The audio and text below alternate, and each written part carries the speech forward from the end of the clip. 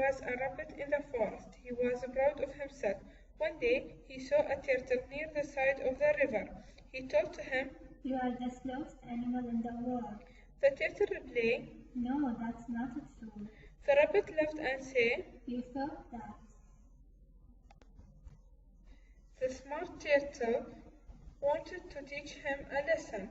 He added, "Let's go to make a race."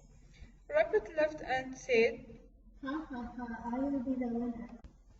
The turtle invited his animal's friend to wait along the road of the race.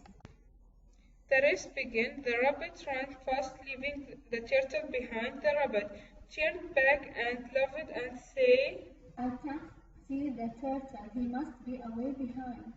So he sat near a tree. He took a short sleep under the shade of a tree.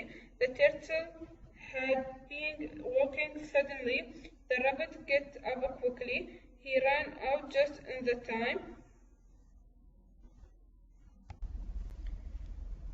The rabbit rooster was shocked.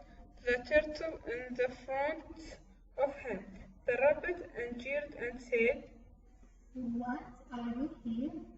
All the animals said, "Hey, Dave, he's the first in the race." The rabbit went back home very sad.